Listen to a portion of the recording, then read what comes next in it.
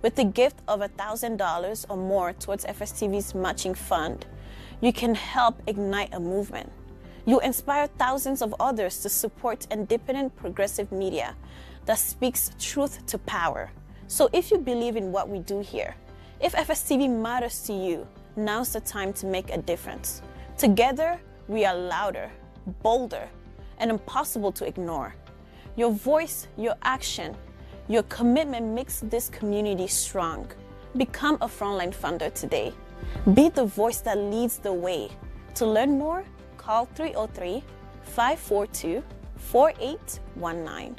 We unionized and we were asking for more and they let us go. That's not right. I'm striking because we are all working class people. We work hard. We deliver Amazon packages. Amazon needs to take care of us more. Amazon needs to respect us more. Amazon, the nation's largest single employer, represents the Mount Everest for the modern labor union movement. Smaller unions have worked to organize the mega monolith, but Amazon's sheer size has a bigger force eyeing it as well. Enter the International Brotherhood of Teamsters. Amazon has been beating up on American worker for too long, and our government has been letting them do it, and it needs to stop. The Teamsters made their first successful foray into unionizing Amazon in April, winning a contract for 84 workers in Southern California. Then, Amazon fired them all. But workers are fighting back, setting up a clash between one of America's biggest unions and largest employers. So we started unionizing, actually last year. There's a petition going around to make changes to the working conditions here. When I first got pregnant, I was scared to tell them that I was pregnant because of the fact that I heard they fired someone and a few people quit because of miscarriages. So I didn't let them know until 4 months that I was pregnant, let alone with twins. And they still didn't do anything to help me out with delivering the packages. I was still carrying 40 pounds, 30 pounds. When it's 100 degrees, it's 115 to 125 in the back. Going back there to grab a package and you're looking for it for 3 minutes, it's just not safe. One time I thought I almost passed out. My whole body was tingling and I had to pull over, go to a CVS and get electrolytes. They gave me about 30 minutes to get back to delivering. They didn't send no one out to help me or anything. I had to continue the whole day with all the packages that I had, feeling that way. We're not asking for much. We're asking for better pay, benefits, better, safer work environments. We come in the desert, it gets triple digits. Most vans don't have AC. A couple months ago, back in April, we had a couple leaders here within our group at BTS that got together with the owner and started discussing some kind of changes that needed to be made. So they reached out to the Teamsters. Late April, we had a vote. We all pretty much voted unanimously to unionize, and not too soon after we unionized, an Amazon employee member came up to us and started telling us that we were officially terminated, or our contract was going to be terminated as of then. Personally, it was a stab in the back. I've worked with those guys for 3 years, and for them to let us go like the way they did, regardless of us going union or not, they didn't care about us, they cared about that package going out. Massive corporations like Amazon use subcontractors to hire many of their workers. It's a way of cutting costs and avoiding responsibility. Corporations have contended that because they don't directly sign their checks, they don't count as their employers. The National Labor Relations Board argues otherwise, especially for companies that control so much of these workers' day-to-day lives. We wear their uniforms, we drive their vans. Our owner can hire us for their so-called third-party company, their DSPs, but yet Amazon could fire us without our owner knowing. They'll give him the courtesy of sending out an email. So Amazon is our employer. They help us load our vehicles from time to time.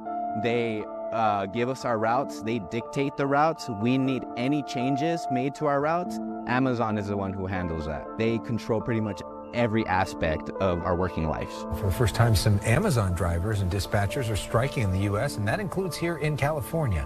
They walked out of their delivery facility in Palmdale today, demanding Amazon bargain with them.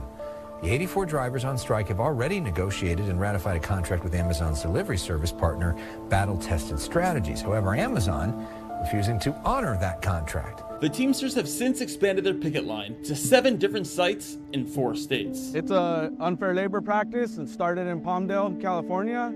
And because it's the same company, we have the right to extend that picket line in support of that ULP. They took the picket lines cross country to New Jersey, Connecticut, and Michigan. We're extending the picket line because we need to show Amazon we can go anywhere. We can take this fight anywhere they want to take it. The movement's been growing really rapidly. I've been a part of 3 extension pickets so far, and just seeing the movement grow and grow at each and every one of them in support of those 396 members. The Teamsters have mad support here with us. We want as much support as we can because we need Amazon workers nationwide to jump on board, to realize that we have their back. We might be out of a job, not be considered Amazon employees to Amazon, but we're still here, we're still gonna fight. Our Amazon, where I'm at, my coworkers, we're a family. We've just extended our family. And this is not just here in New Jersey, in California, up north, it's everywhere.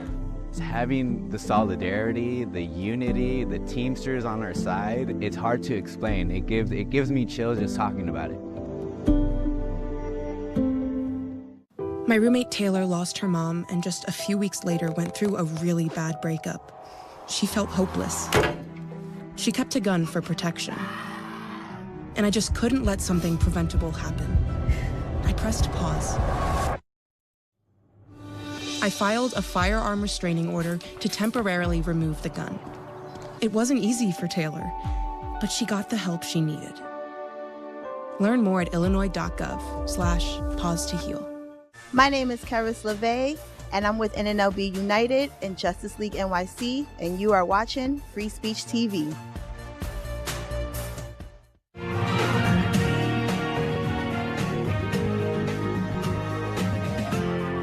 This is the Thom Hartmann Program.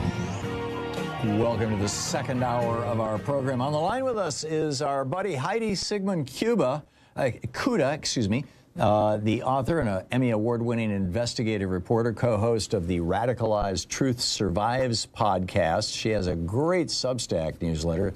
It's BettyDangerous.com, Betty spelled B-E-T-T-E, and it's free. I strongly suggest you sign up for it. She just publishes some brilliant stuff, including this most recent piece about Zarina Zabrinsky. Tell us about this, Heidi. Yeah, sure. Can you hear me all right, Thom? Yeah, just fine. Oh, wonderful. So the day after the election, Zarina Zabrinsky, we both write for Byline Times, she basically was feeling pretty demoralized, as was I. We're doing all this work and this is the outcome. And she began to wonder, do people even care? You know, do they even care about all these Russian connections? And I told her, I care. It matters to me what you write. She's been in Ukraine for 4 years documenting Russia's war of aggression there. And she's like, well, I do have this one article on Susie Wiles. I'm like, let's have it. So a couple days later, we publish it. And basically, through open source information, all this information is public. You can see step by step Susie Wiles' connections to Russian money, Russian oligarchs, the fact that her daughter and even she would not be able to pass any national security tests. And here's why this matters, of course. The bottom line is that Russia was able to capture the Republican Party and large segments of the press. And basically, the connections between GOP political operatives and Russian money strikes at the very heart of our troubles. And in her case, Wiles had been a political of decades, basically working in Florida with people like Rick Scott and Ron DeSantis. Her husband was connected to an oligarch who himself was connected to a former deputy head of the FSB and Putin. And then Wiles takes a job working for Mercury Public Affairs as the co-chair. Why does this matter? Mercury Public Affairs takes money working for sanctioned oligarchs, lots of money. One of her colleagues, too, took money working for a sanctioned oligarch, and his name was Oleg Deripaska. He took that gig in an indirect way, working for Oleg through a cutout in London, a man named Lord Barker. All of this is related to big money. All of it's related to Russian oil. And ultimately, you see a Vanity Fair piece, and you see this kind of nice, matronly-looking woman and what is sort of a Susan Collins-esque interview, like, oh my, oh golly, this is so bad, not doing anything to stop this. And I look at it like a gang of criminals being whitewashed again. To me, this isn't politics. It's a systemic takedown of American democracy through people who have these Russian. Now, it sounds to me like all of these connections between Susie Wiles and Russian oligarchs, Russian money, Russian oil, indirectly Putin, are not direct. They're kind of guilt by association. You know, right. Has she specifically taken money from Russian oligarchs at any point in her career? Here's kind of an example of that. When she's working as the campaign manager on Ron DeSantis's gubernatorial campaign, there's an FEC complaint filed that she took money from an oligarch into his campaign. She denies it. The complaint goes away. But you have to ask, why would you step in and become co-chair of an organization that not only takes money with sanctioned oligarchs, but Mercury Public Affairs had to register retroactively as a foreign agent and was fined, and also it's so crazy because it all ties into Paul Manafort, of course. Mercury took money to whitewash Paul Manafort's claim and, put a bunch of op-eds in AP and Washington Post, et cetera, et cetera. So Susie Wiles could say, I didn't know or have plausible deniability, but why go to that firm that has to register retroactively as a foreign agent? Why pick that firm? And if you look at everybody in Trump's orbit, you've got Susie Wiles associated with these characters, her husband taking money. You basically have Paul Manafort also working as an unregistered foreign agent, Mike Flynn taking money, Donald Trump selling real estate. Like, I don't know how much more evidence we need, not to mention the fact that they are doing Putin's bidding on the global stage. So yes, she can say, as Trump's chief of staff, I had nothing to do with this. But, again, when everybody in your orbit is profiting off of money that ultimately ties them, to Russian intelligence and the Russian mob, okay, go ahead and just, play that matronly role and whitewash this criminal game. Yeah, it's particularly troubling. I mean, I would forgive all this kind of stuff or forget it or set it aside or whatever the proper phrase is if we were engaging in Ronald Reagan's foreign policy, or Bill Clinton's foreign policy. If we were defending Ukraine against Russian aggression, if we were trying to fortify and strengthen NATO rather than tear it down, if we were trying to help build the EU rather than ridicule it. But no, we keep taking the side of Russia. And I think it's important to remember that Paul Manafort was the guy that was hired by an oligarch close to Putin to run the campaign for the guy who was Putin's toady, who became the president of Ukraine. Is it Yanukovych? Am I remembering correctly? Yes, correct. And Manafort was paid something like $14 million to do that. And Yanukovych got evicted in the Orange Revolution. When the Ukrainians said enough, we want our democracy back. We're tired of being a vassal state of Russia. And what did Manafort do then? And by the way, long before that, it was Manafort, Stone, and Roger Stone. He was his partner, and who's the guy who, back in the 60s, Lee Atwater. You could say Lee Atwater. Thank you. The torturers lobby. Yeah, and the N-word. It was Manafort, Stone, I mean, this is. So anyhow, he comes over to the United States straight from Russia and Ukraine, after taking millions and millions of dollars, essentially Putin's money, and volunteers for free to run Donald Trump's 2016 campaign. I mean, it's just nuts. Yeah, and doing that to get whole with Oleg Deripaska, again, who is represented indirectly through Mercury. And, Susie Wiles is if you look at Twitter right now, you will see all the GOP politicians openly retweeting and engaging with Russian propagandists from Russia. The fig leaf has been off, I think, for a long time. Yeah. When you look at the Vanity Fair article, it's just not politics as usual. And the last thing I'd love to say, Tom, is that in Estonia, a week ago today, they just convicted 3 pro-Russian politicians of high treason, sentencing them to 14 years in prison because they know if they allow pro-Russian politicians to do the work in Estonia, then they risk their national security and they are risking their democracy. That's not our story, unfortunately, in America. Yeah, no, and it's amazing how Trump has, Russia, Russia, Russia, hoax, hoax, hoax. Incredible stuff. Check it out. Go over to Substack and just plug in Betty Dangerous, B-E-T-T-E, Betty Dangerous, or go to bettydangerous.com for that matter.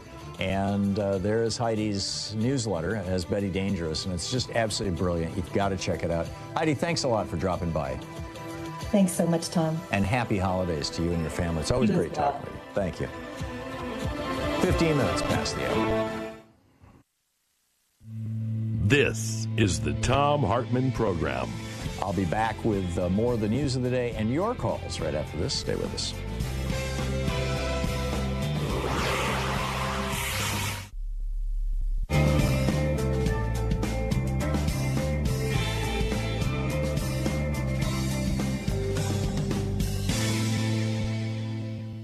And welcome back. Hey, I just wanted to our people who are watching us on Free Speech TV, just wanted to remind you that Free Speech TV is running an end-of-the-year survey. They want to hear from you as a way of improving their programming and making sure that they're doing the stuff that their viewers want. And if you didn't get an email from them, if you're on their mailing list, you got an email asking you to click the link. If you didn't get that, there is I believe that there's a link over at freespeech.org, and there's a QR code. I'm going to pass this along to Nate, and we'll try to put up the QR code in the following hour, during one of these breaks an hour from now, so you can scan your TV. So kind of a little advance notice here for you. But all that said, let's pick up some calls here. Bill in Port Townsend, Washington. Hey, Bill, what's up? Hey, Tom. I was just wondering, how long do you think it will take our government to go bankrupt with Donald Trump deciding to memorialize his Truth Social ranting? Yeah, well, it depends on how you define bankrupt. I mean, our liabilities are now greater than our assets. So, as a result of Trump's 2 tax cuts. I wanted to run a revenue generation idea by you, since it's Anything Goes Friday. What if we just, how much was the military budget? $900 billion, I guess. Yeah, it's almost $1 trillion. It's just a little short of that. We designated $52 billion every year to a windfall for registered voters and made 1,000 millionaires by drawing of registered voters every week. And you can opt out if you have philosophical problems. Am I understanding correctly, Bill, that what you're suggesting is that when you register to vote, you're essentially entering a lottery? No. And when my sister-in-law called me out on the lottery, I'm saying a windfall. And so every week we draw out of the registered voter pool. We draw 1,000 people, give them $1 million tax-free. And they're out of the drawing for 10 years. They can still vote, of course.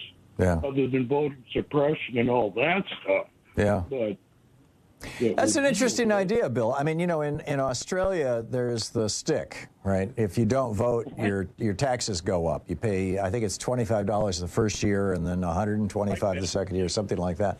But here we can't do that because, you're right. The First Amendment has been interpreted as your right to speak is also equivalent to your right to not speak. So you can't be forced to speak, to express your preference for a political candidate by voting. But to give people a benefit to voting, that's... Yeah, and you can't pay people to vote because that's considered buying votes. I don't know if this would fall under that rubric or not. 52,000 millionaires in the country every year, right? Yeah. Something like. Yeah, and you know, and keep in mind, you know, $1 million isn't what it used to be, but it's but tax $1 million, and then they'd go out and spend it. Yeah. Interesting idea, Bill. Keep thinking. I like the way you think. Happy holidays too to you and your family. Bill, thanks for the call. It's 19 minutes past the hour. I'll be back with you in 1 minute. Stay with us.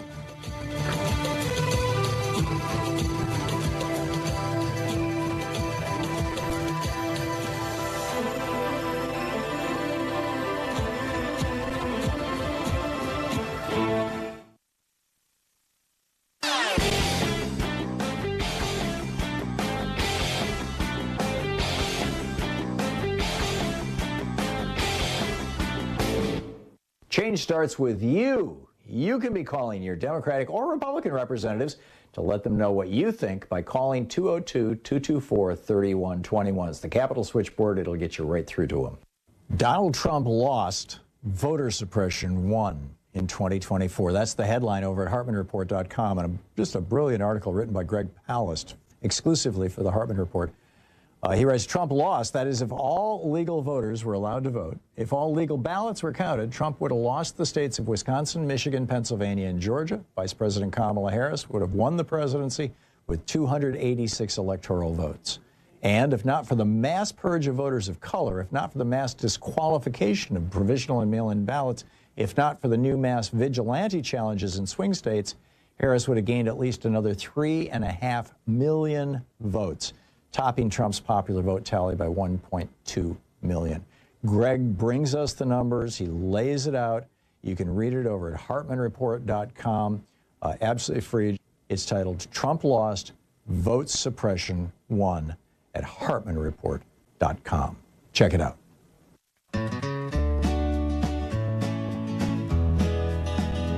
Well, I woke up this morning, turned on my screen, saw Trump and Musk in a Twitter war scene. One said, I bought the Senate. The other said, so I bought the man who runs your favorite show. They're punching and posting and flexing their might while the rest of us wonder who shut off the light. Democracy's wheezing in a billionaire fog as Justice Roberts walks his billionaire dog. Who owns America? Is it Bezos, Musk, or Vlad? Who bought the Constitution with a platinum Amex pad? It ain't we the people, that ship's in distress. It's a yacht club cage match in a democracy mess. Oh, say, can you see? We've been repossessed. 22 minutes past the hour. Welcome back. So today the Epstein documents are supposed to drop, and we've already been informed by Todd Blanche. Used to be Donald Trump's personal criminal defense lawyer. Then he became the assistant attorney general, and then he went and met with Ghislaine Maxwell for several days, many, many hours. And apparently he made the decision to move her into this country club. Trump is claiming that he's outraged by it or harumping or whatever. I'm not buying that. I don't think Todd Blanche goes to the bathroom without Donald Trump's permission. But, you know, that's just me. But even though the files are not out yet, and anyhow, Blanche said on Fox News this morning that it's only going to be a small release. They're going to release part of them, a couple 100,000 documents this morning, and they will be heavily redacted, presumably heavily redacted.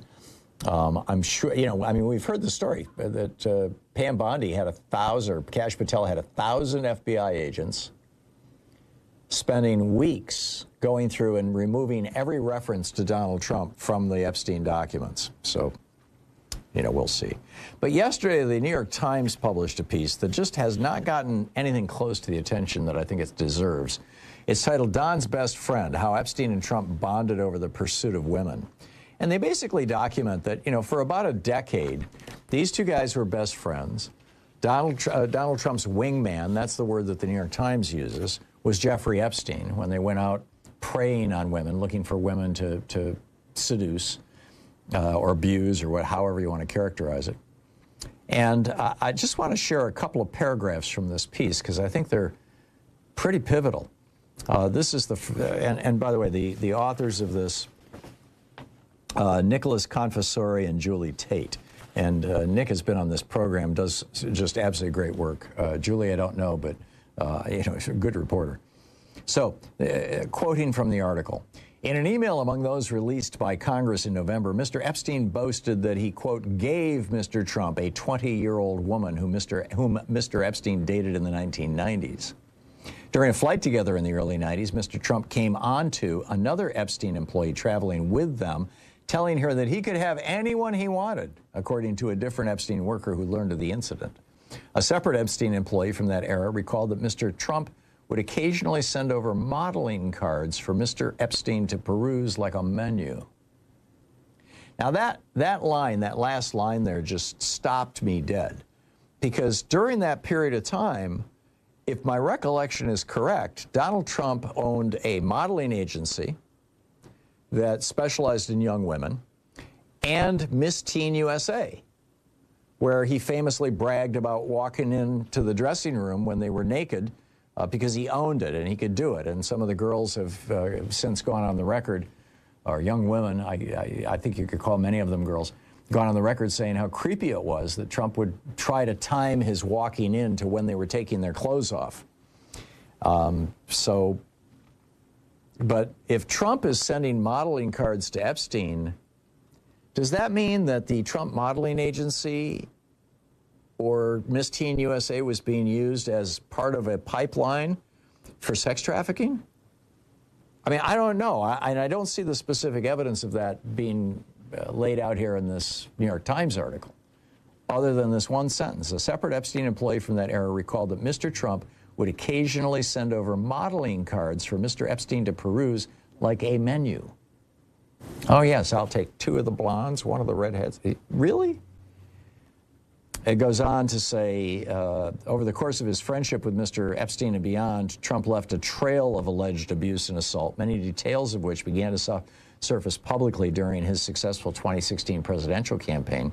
Close to 20 women have publicly accused Mr. Trump of groping, forcibly kissing, or sexually assaulting them, behavior that he once bragged he could get away with because of his celebrity, but later denied ever engaging in. In 2023, the writer E. Jean Carroll won a $5 million civil judgment against Mr. Trump for sexual abuse and defamation. So I think that this bears closer investigation. I've not seen anybody bring this up. And I don't know if it's because there's no there. I mean, it's a very real possibility. Failure of imagination or fear of lawsuits or something. But, you know, what was the deal with the Trump modeling agency? I'd love to see the records there and see if there's an association between women at the Trump modeling agency and Epstein. We know that Mar-a-Lago was a hunting ground for Ghislaine Maxwell to recruit girls for Epstein. That's where she got Virginia Giuffre. So, inquiring minds want to know. What say you? Your calls are up next. Stay with us. You're listening to the Thom Hartmann Program. Call 202-808-9925. Defending America from the weapons of mass deception and all those redactions. I'll be right back with you.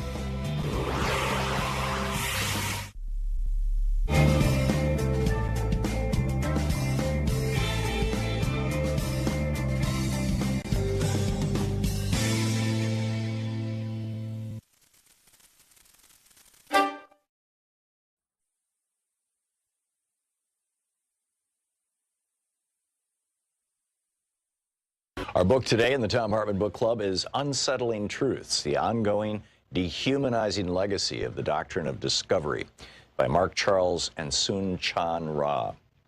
This is from chapter 1. You cannot discover lands that are already inhabited. I, Mark, said this almost under my breath as I walked past a line of men dressed as Spanish sailors from the 1490s. I was in front of Union Station in Washington, D.C., near the massive statue of Christopher Columbus overlooking the United States Capitol. Every Columbus Day, there's an official ceremony in this plaza honoring Columbus as the discoverer of America. I had stumbled upon this ceremony by accident the year prior. There were a few non-natives holding signs and protesting the ceremony, but nothing very disruptive. I went back the following year primarily out of curiosity. I wasn't intending to protest, nor did I want to make a scene. As I walked up behind the statue and approached the group of men dressed as Spanish sailors, the words just came out of my mouth. You cannot discover lands already inhabited.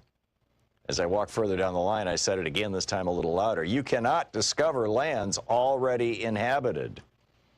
As I continued walking, I came to the front of the line where a group of men dressed in suits were standing. I repeated myself, making sure they could hear me. You cannot discover lands already inhabited.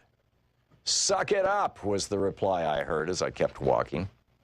By this time, I'd walked around the statue and reached the front where a small stage had been erected and chairs set up for people to watch the ceremony. It hadn't started yet, but more than half the audience was seated waiting for it to begin.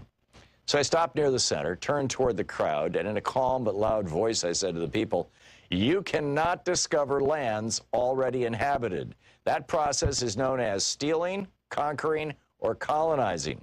The fact that America calls what Columbus did discovery reveals the implicit racial bias of the country, that Native Americans are not fully human. Quickly, one of the white men dressed in a suit walked over and interrupted me. You are not welcome here, he said as he grabbed my arm and began walking me away. I attempted to explain the inappropriateness of both celebrating this holiday as well as hosting this ceremony, but instead of engaging in conversation, he threatened me with arrest and escorted me from the area. As I walked away from the gathering, I was amused at his words and the irony of their context. A white man participating in a public ceremony honoring Christopher Columbus as the discoverer of America, telling a native man he was not welcome in that space. How did a flawed assumption about the place of the indigenous population in U.S. society become normative? How are assumptions so deeply ingrained in the American psyche and imagination that dysfunctional and oppressive actions emerge? How did a dysfunctional idea and worldview form that allows for the displacement of native bodies? One of the explanations for the formation of this dysfunctional worldview is the doctrine of discovery. The doctrine of discovery is a set of legal principles that govern the European colonizing powers, particularly during the administration of indigenous land, regarding the administration. It is the primary legal precedent that still controls native affairs and rights, and international law formulated in the 15th and 16th centuries. From a theological perspective, the legal and political role of the doctrine of discovery is rooted in a dysfunctional theological imagination that shaped the European colonial settler worldview. The doctrine emerged from a series of 15th century papal bulls, which are official decrees by the Pope that carry the full weight of his ecclesiastical office. On June 18, 1452, Pope Nicholas V issued the papal bull Dum Diversus, which initiated the first set of documents that would compose the doctrine of discovery. The official decree of the Pope granted permission to King Alfonso V of Portugal, quote, to invade, search out, capture, vanquish, and subdue all Saracens, Muslims, and pagans whatsoever, and other enemies of Christ wheresoever placed, and the kingdoms, dukedoms, principalities, dominions, possessions, and all movable and immovable goods whatsoever, held and possessed by them, and to reduce their persons to perpetual slavery, and to apply and appropriate to himself and his successors the kingdoms, dukedoms, counties, principalities, dominions, possessions, and goods, and to convert them to his or their use and profit. End of quote from Pope Nicholas's papal bull of 1452.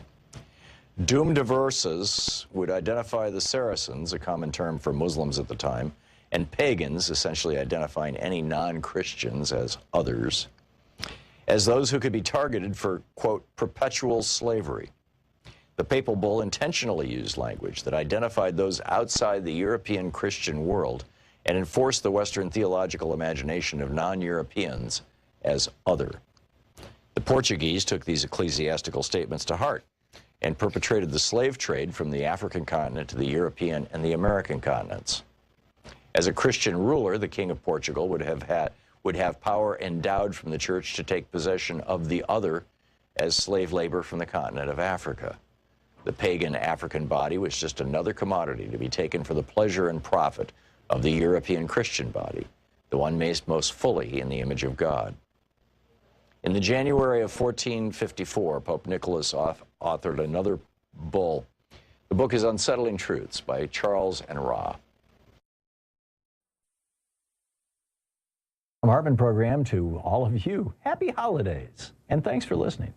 So have you noticed that the Republicans are pretty much not talking about a constitutional convention anymore? They used to be gung-ho to rewrite the Constitution. You know, they wanted to put corporate personhood in there. They wanted to change it so that women can't vote. They wanted to do away with the election of senators, repeal the 17th Amendment, take us back to them being appointed by the states. They had all these weird, they wanted to outlaw labor unions, all these weird ideas, but they've stopped talking about it. I mean, they're still moving forward on it, but it's not. Project 2025, for example, you know, their ultimate talking document does not have one single mention in it about a constitutional convention. Why would that be? Well, it's because the Supreme Court is doing their work for them. I mean, you know, just they have overturned Article 2. They've overturned the 1st, 4th, 9th, and 14th Amendments. They've overturned Article 1, Section 7. All the details of this whole thing are over at HartmannReport.com. You got to check it out.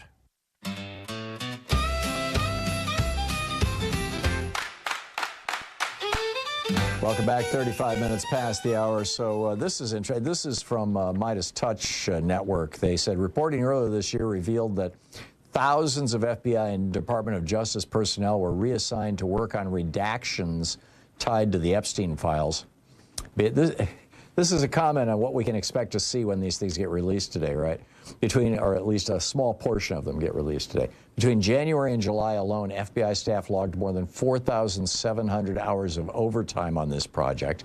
Nearly 70% of that overtime occurred in March. Separate reporting showed close to $1 million in overtime costs for a single 5-day period in that same month. This suggests a scramble to scrub, conceal, and shield powerful figures, including the president himself and his wealthy associates. Amazing. The other, just a quick note, on Sunday, this weekend, Sunday at 10 a.m. Eastern Time, what is that, 7 a.m. Pacific Time? I will be on Ali Velshi's show, Internet Gods Willing. I mean, sometimes big news bumps you and all that kind of stuff, but they just confirmed it today. So if you are watching, that'll be on MS Now at 10 a.m. Sunday morning Eastern Time. So what's on your mind today? Norm in Deerfield, Illinois. Hey, Norm, what's up? Hi, how are you? Can you hear me? I am fine, and I can hear you just great, Norm. Okay. Oh, great. So I just had one point or some small points to make about the cost of healthcare. Mm-hmm. And absolutely tragic what's going to happen to so many people who need healthcare insurance. I think that's the cost of premium, I think, is one issue, but also underlying that is the cost of the actual care. Mm-hmm. And I think that the huge tragedy, in my view, is that that's not been addressed for the longest time, and the costs have allowed to escalate without really any plan to fix that part of it. And I think that there are so many people who are at fault. Of course, everybody immediately jumps on Big Pharma and the cost of the biologics. But in addition, the cost that embedded in hospital systems, there's a whole host of problems, and there are solutions to those problems. If there was a will, there are brilliant people in healthcare who could solve problems holistically or in silos. I don't think it really matters how it's approached, but we ignore that, and I think that's as big a tragedy as this premium shock that's going to come up in January. I agree with you. Well, finish your thought, and then I'll share mine. The other thing is we could not have a worse, more incompetent HHS secretary and the surrounding cast of characters than what we have now. And the rise in these once vaccine preventable diseases is also going to be a big cost driver over the next 5 years, I suspect. Yeah. I pray not, but I suspect it is. It's inevitable, Norm. It's absolutely inevitable. And what we're seeing is the absolute stupidity of putting a heroin-addicted, sex-addicted, brain worm-damaged lawyer in charge of our health system rather than a physician. And we have seen the cost of healthcare in the United States, not insurance, but healthcare itself, has gone up more than 20% just since 2020, just in the last 5 years. And what we're seeing, my doctor's practice, for example, or what my ex-doctor, was bought out by a New York hedge fund. And and it's a large practice. It had 3 offices here in the city. And Summit Medical, I bet. No, it wasn't. It was another one. I don't want to name them, but no, that's okay. But these people are buying them left and right. I mean, you know, it's like, and what do? They jack up the prices, and they lay off, you know, half the staff, suck them dry, and you know, the hospitals are being consolidated. The independent rural hospitals are going out of business. You're seeing, you know, the hedge funds getting into this in a big way. The insurance companies, of course, $74 billion in profits last year. Billions of dollars in bonuses and salaries to the senior executives, all of that an absolute unnecessary expense to all of us. You know, so yeah, we need a nonprofit, single-payer national healthcare system, and we need to go back to the days when we were enforcing the anti-monopoly laws, when hospitals, physician practices, and insurance companies were required by law to be nonprofit entities, and that's the way it was back. You know, my first business experience, you know, significant business experience, was in 1973, and I started an herbal tea company. We ended up with 18 people working in our little factory, you know, bagging up bags of tea and shipping them around the country. And we were able to buy health insurance for all of them, because at that time in Michigan, Blue Cross Blue Shield was a nonprofit. All 3 hospitals in Michigan were nonprofit. All the doctors' practices were small businesses or nonprofits. And, you know, it was cheap. My recollection is we paid $35 a month for health insurance for each one of our employees. Now, my memory might be off a little. It might have been a little more than that, but it was in that neighborhood. So. Yeah, I've been in healthcare for a long time as a physician, and initially was working for a very large hospital system in a medical director capacity, also practicing. And I've seen over the course of, and I'm not doing it anymore, I started a little baby practice in Florida. But what we saw was an incredible, as the consolidation hit, an incredible buildup of administrative costs with multiple layers of bureaucracy being put in place. And that just seemed to never end.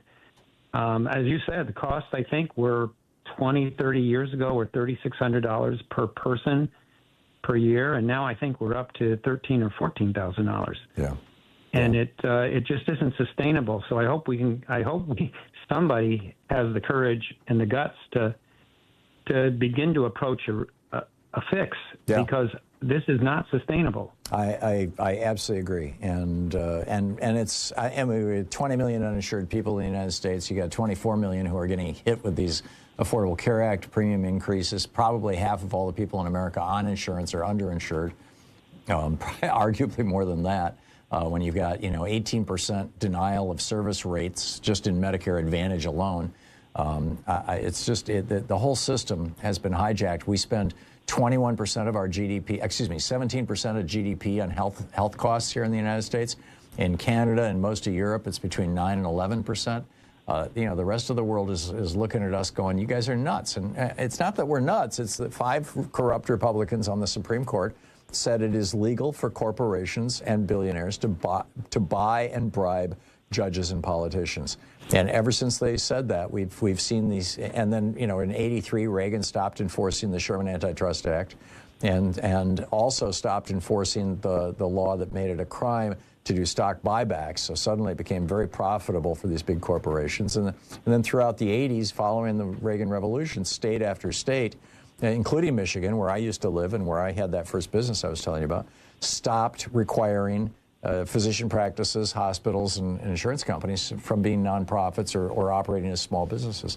Norm, I got to run, but thank you for bringing this up. Okay, thank you, Thom. Happy holidays to you and your family. Yeah, thanks. Jerry in Tampa, Florida. Hey, Jerry, what's up? Hi, Thom. Well, first of all, I want to wish you and your family and everybody at the Sirius XM I listen to all day happy holidays, and your vacations. You've earned them. Well, thank you. You've kept us more informed, as far as I'm concerned, than corporate media does.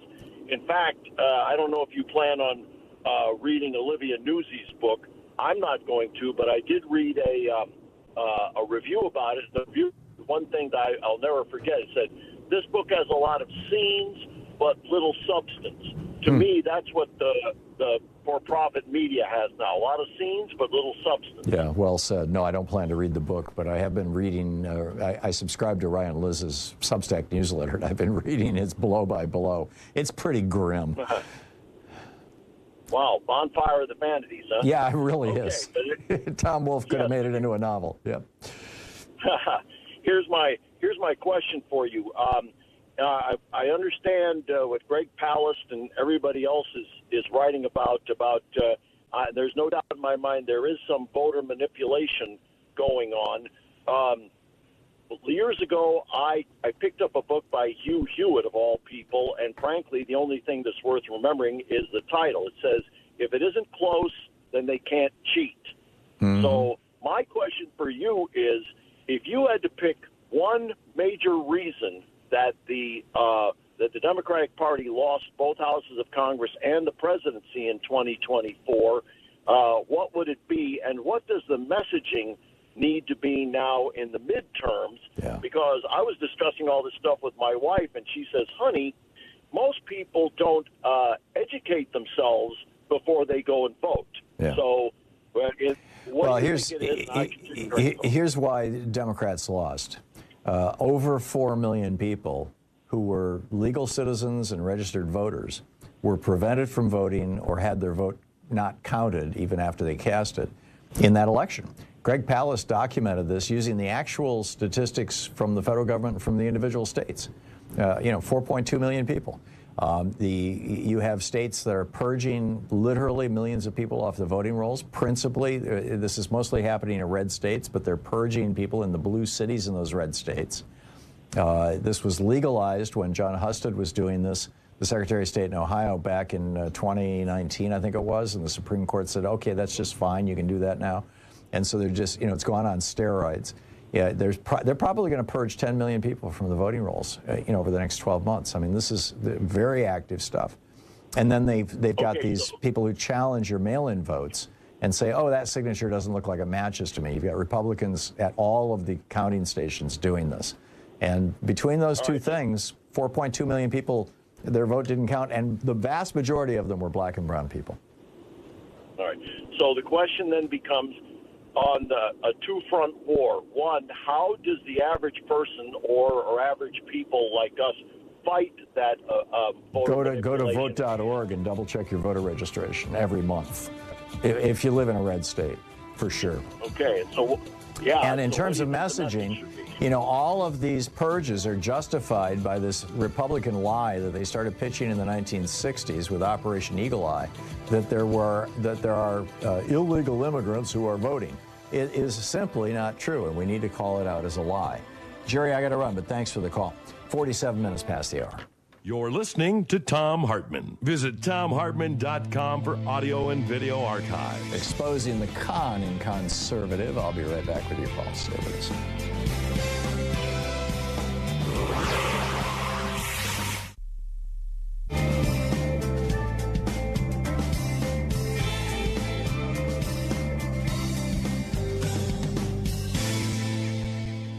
And welcome back. John in Minneapolis. Hey, John, what's on your mind today?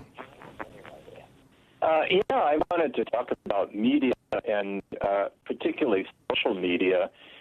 I think that the liar in chief gets the free rein with media, and people just imitate that on social media, and they produce, like my own congresswoman, to the point where, it's just libelous, really, when you think of it. I would be afraid to say the kind of things that they do because, they're just simply untrue, and they've been proven untrue by different fact-check organizations, and yet it just keeps resurfacing. So I think that I'm not for censorship of social media, but I do think that they need to, fact-check when something is so obviously untrue and edit out those comments. But I don't know how you think about that, but I was wondering what your opinion is. I'm really grateful for your show and for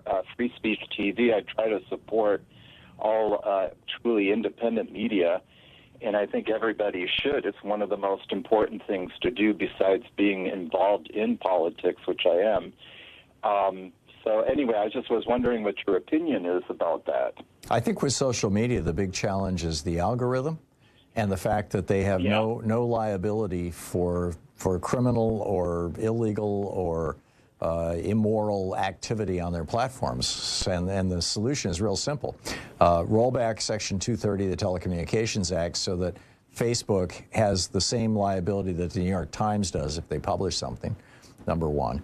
And number two, require them to publish their algorithms. Make the algorithms open source. They must be publicly available. We must know, what they're doing and how they're doing it. How, if the algorithm says that liberal content gets suppressed by 60% and conservative content gets promoted by 200%, we have a right to know that. Yeah. For example. Yeah. Well, it seems like that is the case, Mm-hmm. It very much is the case. Not necessarily those percentages, but on both Facebook and X, that's absolutely the case. Is what's going on? Is that liberal content is being. In fact, the op-ed I published yesterday or the day before yesterday, I had 3 emails from people saying that they tried to post on Facebook and it got censored for violating community standards. Yep, I've had that happen also. And I think there's a tremendous amount of money, put into different organizations to push like bots. And then also, I think they pay people to make comments, but that's just me. I might be. Well, Putin pays people to make comments. There was that brief little window there where Elon Musk was letting us know the location of the people who were posting. And it got very embarrassing because what we discovered was the vast majority or a large chunk of the Republican, and I put that in scare quotes, posts were coming out of, countries associated with Russia, former Eastern European countries, Malaysia, Indonesia, obviously paid shills, all of them. And who are people who are fluent in English and just pretending to be Americans. And, and so he stopped doing it. Well, you can't see where people are anymore. I mean, it was like it reflected very, very, and they weren't seeing that, by the way, with the people who were engaging in progressive and democratic content. John, I got to run, but happy holidays to you and your family. I appreciate you having been a long-time listener, and thank you for calling in and watching Free Speech TV. We'll be right back, 51 minutes past the hour. Back with you in a minute.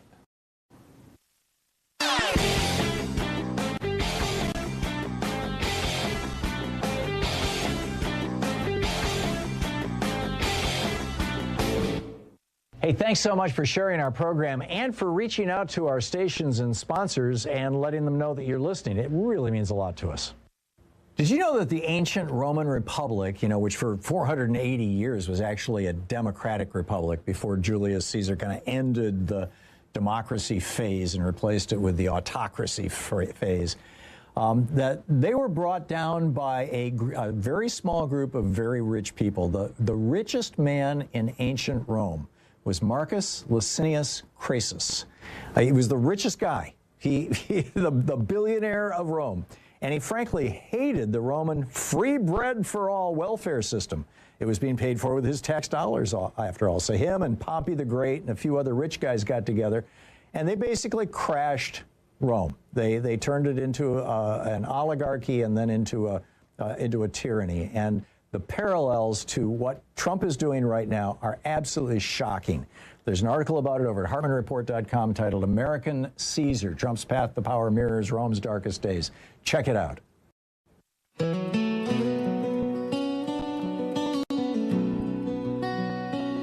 They say tone it down while the fire's still burning. One side's preaching hate, the other's still learning. False balance feeds the flames, we all know the plan. Democracy's breaking on the both sides can. 53 minutes past the hour. Welcome back. Picking up your calls. Paul in Tonasket, Washington. Am I saying it right? Tonasket. Tonasket. Okay. What's up, Paul? Number one, Did it ever occur to you the strange coincidence that Republicans only bitch about budget overruns when there's a Democratic president, and not a word about the budget when it's a Republican president? In 1976, in the Wall Street Journal, Republican strategist Jude Wanniski published a piece called The Two Santa Claus Theory. And what he said was that when the Democrats have always been viewed by Americans as Santa Claus. This is why they keep getting elected. They brought us Social Security, Medicare, Medicaid, unemployment insurance, unions, everything else. And Republicans opposed all those things. Republicans are seen as Grinches. And so, number one, Republicans had to become Santa Clauses, and they had to figure out a way to become Santa Clauses, and tax cuts are the way to do it. And number two, when a Democrat is in office, you have to force them to shoot their own Santa. Well, how do you do that? Well, when you get a Republican in office, you spend like crazy, which stimulates the economy, makes people think that Republicans know how to run a good economy, and it runs up the national debt. Then when a Democrat comes into office, you squeal about the national debt and demand that they cut back on their social spending. And that's exactly what they've been doing. It started with Ronald Reagan. When he came into office, the national debt was only $800 billion. He took it up to $2.4 trillion. He quadrupled the national debt, or tripled the national debt. And you know, now it's $38 trillion, and 100% of that is attributable to the Reagan tax cuts, the two Bush tax cuts, and the two Trump tax cuts. This is called the two Santa Claus strategy, and they've been following it religiously. Anyway, what I was calling about was you're calling Republicans conservatives, and Republicans are not conservative. Conservatives says they resist change. Republicans are radical reactionaries. Yep. They want to turn the clock back to probably, 1880? Yep. Because Trump wants to repeal the income tax and try to fund the government on tariffs. Yep. And of course, they want to get rid of all of the legal controls over what business can do, and return us back to laissez-faire economic. Yep. Yeah, it's so wrong. And people don't realize that was the time when, if you probably worked in a company town, in company housing. Your pay was in company paper money, good only at the company store. And essentially, you were a wage slave, as Marx put it, or just about a white slave in modern terms. The American middle class, as a percentage of the population, never went above 20% until the 1930s, when Franklin Roosevelt rolled out the New Deal. And then it slowly went up until after World War II, until the end of World War II. And after World War II, because of unionization, by the time Ronald Reagan came into office, 2/3 of us were in the middle class. We're down to 43% now. The mission that Reagan was given when he came into office was to reduce the middle class, and that's what 44 years of Reaganomics has done. And they were explicit about it. They thought that the middle class was a danger to democracy. Paul, I got to run, but thanks for the call, and happy holidays to you and your family. We'll be back on the other side of the break. How strange is it that the Republicans decided with this health care situation this week to walk right up to the edge of the cliff and then jump over it? How's that going to work out for them? Let's talk about that after the break. Stay with us.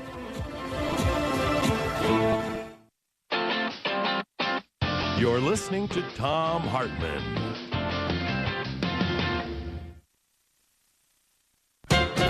The agriculture.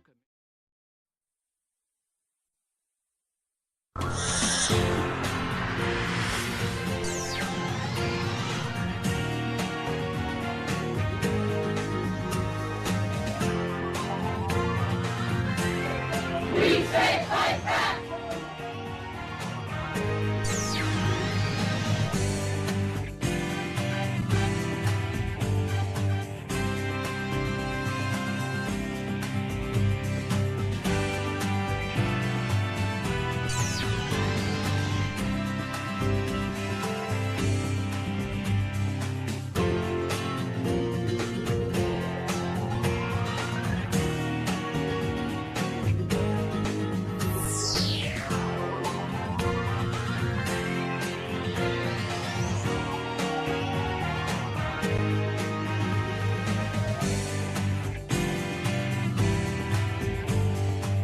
Our book today in the Thom Hartmann Book Club is The Hidden History of American Healthcare.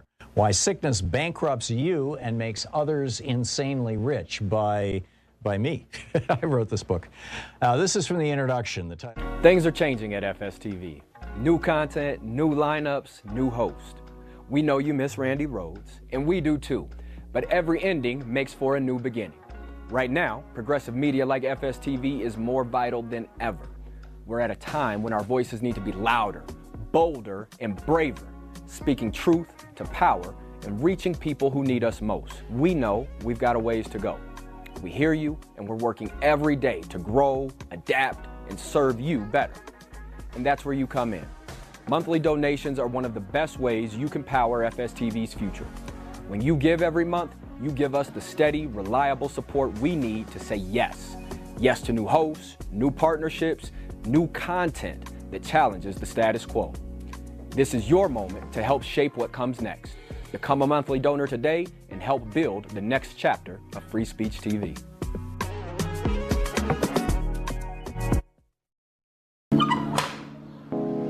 Bienvenidos a Ciclo Ecopapel. Nosotros somos un negocio familiar y nos dedicamos a la elaboración de papel reciclado desde hace 7 años.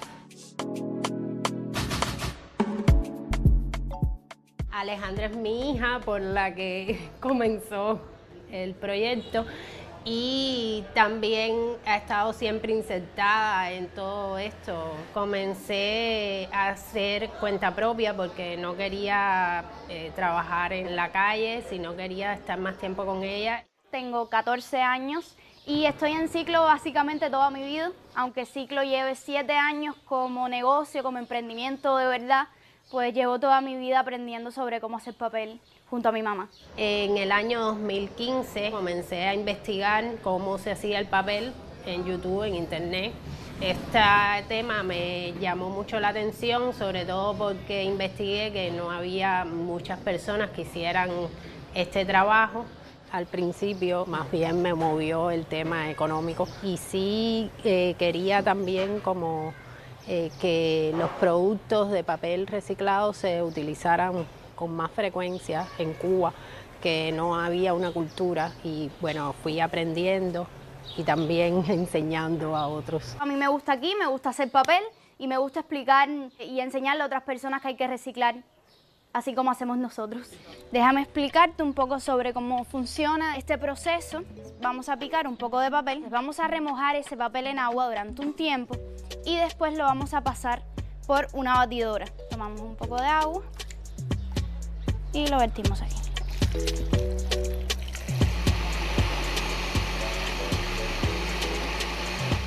Esta pulpa la vamos a poner aquí. Ya este agua tiene más pulpa. Este proceso con la batidora más pequeña se repetiría unas veces. Y ahora con este bastidor lo que vamos a hacer es recolectar esa pulpa del agua. Sobre esta pulpa vamos a colocar una tela. Esto es lienzo, pero puede ser cualquier otro tipo de tela. Repetimos el proceso con la esponja aquí para que la pulpa no sea muy pesada. Ya cuando más o menos sintamos que está bien, estiramos un poco las esquinas para asegurarnos que esté pegada a la tela y ya tendríamos un papel. Un secreto mío es que yo quiero ser actriz. Al final de lo que yo quiero dedicarme es de compartir información o de compartir emociones y el poder explicar la historia de este lugar que yo he visto cómo Ciclo creció desde el inicio, pues me encanta en realidad. De 2024 le fue muy bien a Ciclo, también somos un negocio pequeño, ¿no? En los años de la pandemia, por supuesto, no se pueden contar y los años del 22-23 sí fueron caóticos, o sea, no había mucho turismo y bueno, hasta ahora tenemos bastantes visitas y el cliente, bueno, se integra en el taller como tal, hace el papel, termina un producto y se lleva ese producto a su casa. Les encanta que sea familiar, que sea de reciclaje, que lo ven poco y sobre todo que hable mi hija. Yo siento que el reciclaje es muy importante, sobre todo aquí, que no hay tanto esa cultura y en la que podemos aprovechar muchas cosas que a veces botamos. Creo que en Cuba se recicla muchísimo en las casas por un problema de necesidad y no de conciencia ambiental. Decidimos que todas las herramientas o parte de las herramientas que utilizáramos fueran también recicladas, como el depósito de agua, que bueno, anteriormente era un tanque, igual la batidora, que fue hecha por nosotros mismos, es un motor de una cortadora de césped. La prensa también es una prensa manual, eso es para quitarle la mayor cantidad de agua posible al papel, y también si tiene alguna arruga se aplana. En ciclo usamos agua de lluvia, esto fue también por un tema de donde nos encontramos, que es en La Habana Vieja. En el año cuando empezamos había problemas con el agua potable, ¿no?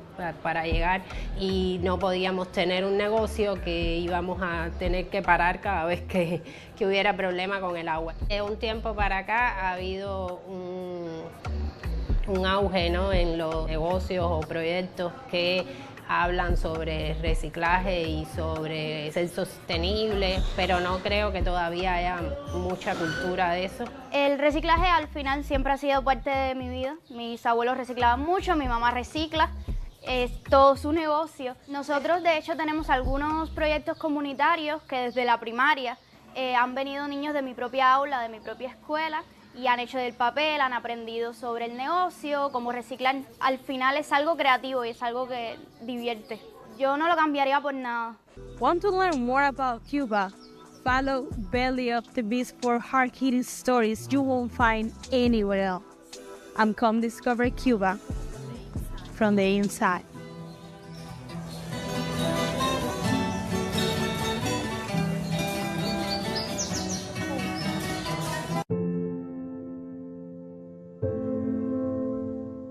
We have a serious problem in this country. There is no adult in this earth that wants children to die.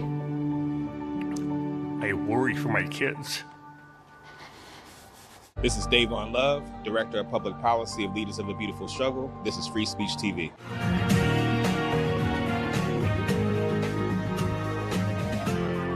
This is the Thom Hartmann Program. Welcome to the third hour of our program. Just a reminder, I'll be on Ali Velsh's show on MS Now Sunday at 10 a.m. Eastern Time, 7 a.m. Pacific Time. It's just strange, says Republican Senator Mike Rounds of South Dakota. He's trying to figure it out. He sits on the Banking, Housing, and Urban Affairs Committee, and which peripherally involves health care. And he's looking at his colleagues, and they're like, yeah, let's raise the cost of health care for 24 million Americans. Let's double or triple the premiums that they're going to pay to the insurance company. Let's just do that. By the way, the total cost to extend those subsidies is less than the amount of money that Donald Trump sent to Argentina to help out Milei with his election. I mean, it's astonishing. And it appears that they're shooting themselves in the foot. Now, maybe they think that the time to fund the subsidies is like next August or September, so that it'll be in time for next November's election. We all know that Donald Trump wants to send out $2,000 checks to everybody. He started out at $5,000, now it's down to $2,000, next October, just in time for the November election. His so-called tariff dividend checks. He lied yesterday, or night before last, about how he's sending $1,776 to every soldier. No, that was appropriated by Congress in June, and it's money that is going to housing for the soldiers. But this is just very strange. Mike Rounds, the senator from South Dakota, says it's just strange. He says, we had the vote last week, and now the House passed its own measure, and we're going to have a vote. And, of course, that's not going to go anywhere. There could have been a one-year extension. Maybe there was a chance to have enough votes. We need 60 votes. I want to vote on something that can actually pass, and I don't know why that's not our plan. Well, Mike, Senator Rounds, let me explain it to you. In 1976, the U.S. Supreme Court, in a case called Buckley versus Vallejo, William F. Buckley's brother James Buckley wanted to run for the United States Senate, and he wanted to fund his own campaign, which was a violation of the campaign finance laws. And so he sued and took it to the Supreme Court and said, I should be able to fund my own campaign and that my ability to speak to my voters is facilitated by my money. The guy's a very wealthy family, the Buckley family, and therefore my money is my speech. And the Supreme Court went along with him in a 5-4 decision, Buckley versus Vallejo. 2 years later, in 1978, the First National Bank of Boston wanted to defy a Massachusetts law that said that corporations in Massachusetts could not put money into political campaigns or issues unless they directly affected that corporation's business. But the First National Bank of Boston at that time was being run by a bunch of ideologues who wanted to see a ballot measure outlawing abortion in Massachusetts. And so they funded this effort. The Attorney General of Massachusetts, Frank Bellotti, sued them. They took it all the way to the Supreme Court. The name of the case, the full name of the case is First National Bank of Boston versus Bellotti. It's sometimes simply referred to as the Bellotti decision. And in 1978, the Supreme Court, 5 Republicans on the Supreme Court, in a decision that was written by Lewis Powell, the guy who authored the Powell Memo in 1971, and it was put on the court in 1972, or at the end of 71, by Richard Nixon. Lewis Powell wrote this decision that said, well, we examined this back in 1886, and we determined that corporations are persons. And if corporations are persons, then they have First Amendment rights.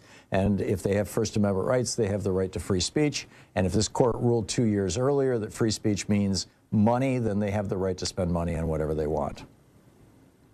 And that opened the door. That opened the door for the oil industry to flood the American media in 1980 with advertising on behalf of Ronald Reagan. Reagan came into office based on treason. He had cut a deal with the Iranians to hold the hostages to make Jimmy Carter look weak and ineffectual, and massive advertising from industry, particularly the oil industry, behind Ronald Reagan. And that began this process that culminated with Citizens United in 2010, where the Supreme Court tripled down on this and blew up over 1,000 good government and money in politics laws, some of them dating back to 1907, the Tillman Act, all the way back to then, some of them dating back to the late 1800s. So most of them state laws, but some federal laws, with Citizens United, and just turned it into the Wild West. And so who stepped into this? Well, again, this started in 76, 78, and the Powell Memo was 71. What happened in the late 70s, early 80s? The Koch brothers funded the Charles Koch Institute, which became the Cato Institute, or the Charles Koch Foundation became the Cato Institute, the Heritage Foundation, the Competitive Enterprise Institute. I mean, there was just a whole bunch of these right-wing think tanks were funded by right-wing billionaires or big corporations. The Libertarian Party had been created back in the 50s by the real estate lobby to have a political a voice in politics, to say that we shouldn't have rent control. And the Libertarian Party by the 70s and 80s had been taken over by these same billionaires. In fact, in 1980, the election in 1980, when Reagan was on the ticket, so was David Koch. He ran for vice president on the Libertarian ticket. The Libertarian Party heavily funded then by David Koch.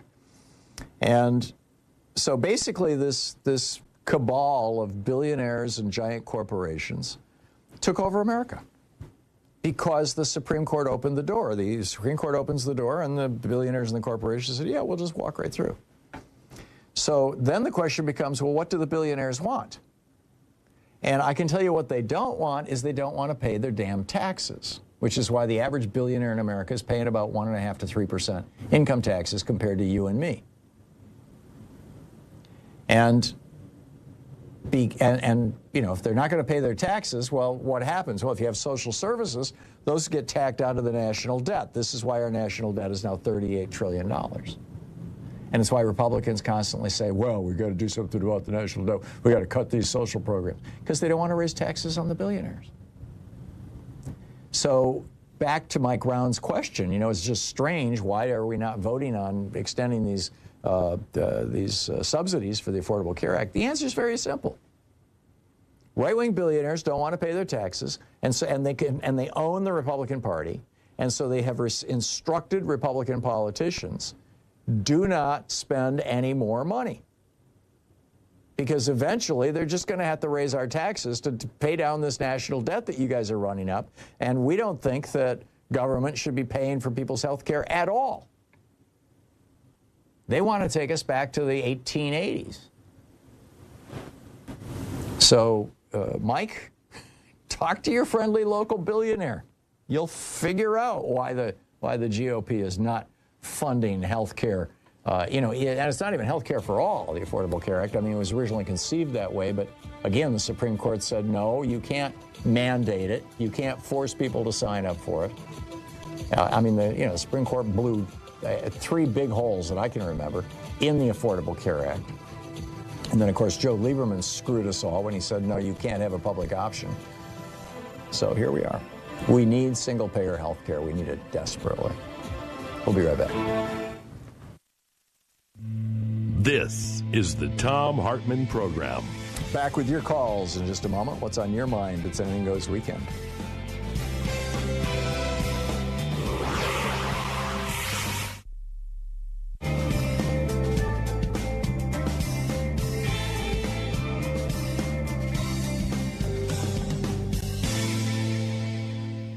And welcome back. The QR code on your screen, by the way, if you just point your cell phone at it, your camera, and a little URL pop up, you tap that and it'll open your browser and it'll take you right to a questionnaire. This is not a fundraising thing. You won't even be asked for money at the end of it like you are when you answer Donald Trump's questionnaires. It's just a questionnaire where Free Speech TV is trying to figure out from their listeners, trying to hear from their listeners, what are you watching? Why are you watching it? What do you want more of? What do you want less of? How are we doing our job? And it's an end-of-year thing, and I would personally appreciate it if you would fill out the survey.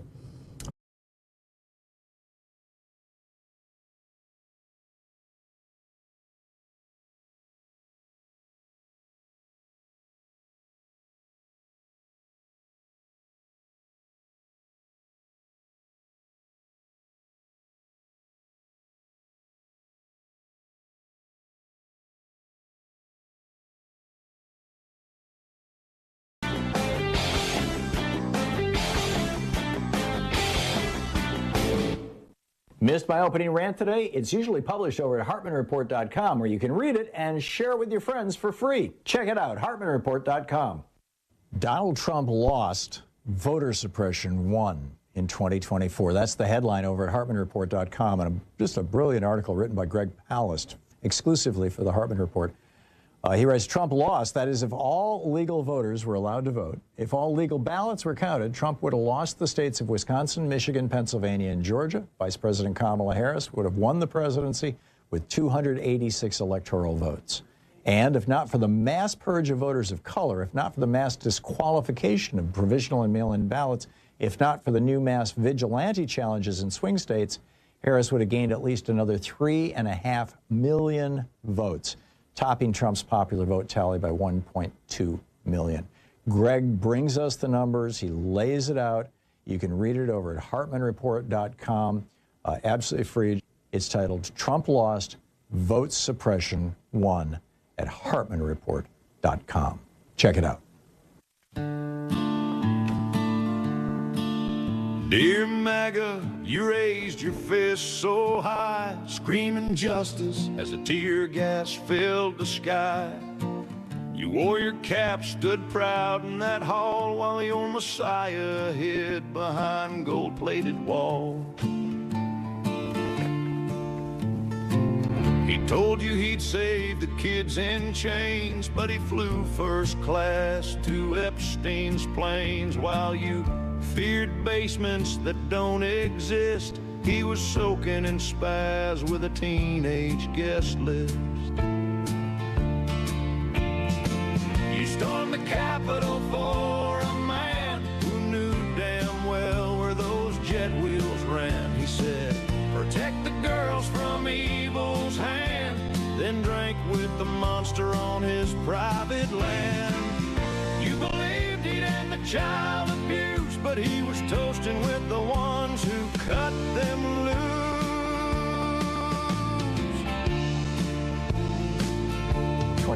past the hour. Welcome back.